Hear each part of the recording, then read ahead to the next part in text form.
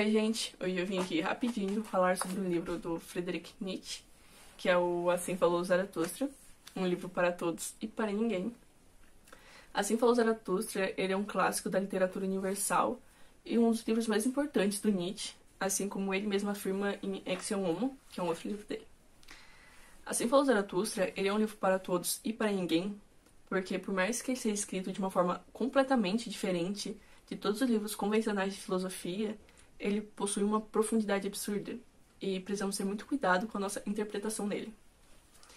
Assim Falou Zaratustra contém todos os temas que Nietzsche aborda em toda a sua vida, só que aqui está de uma forma mais musical, mais poética, mais quase mística, com parábolas, músicas, ou seja, todos podem ler, e muitos leem, só que poucos podem compreender o que ele realmente quis falar com os textos.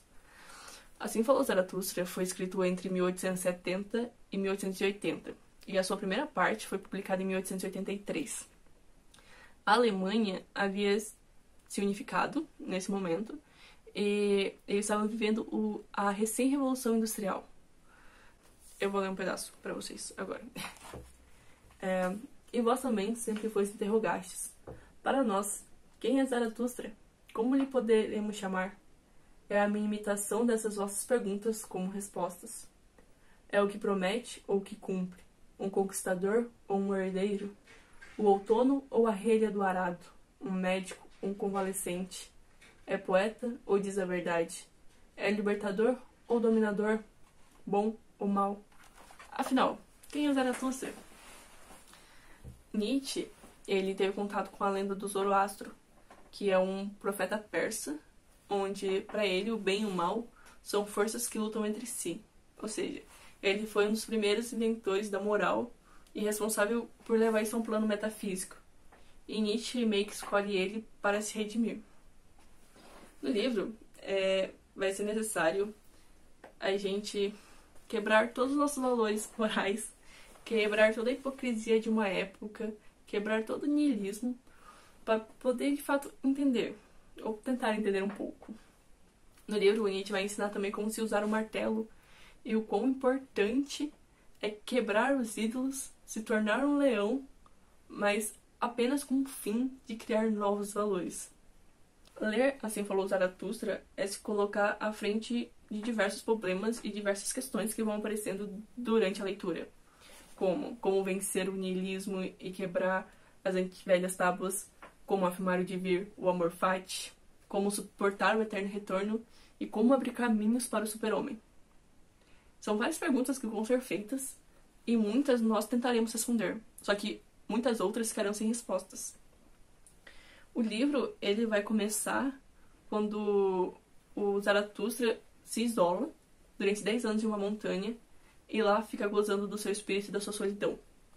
E depois de 10 anos ele percebe que a sabedoria dele devia ser compartilhada, que ele deveria doar a sabedoria dele.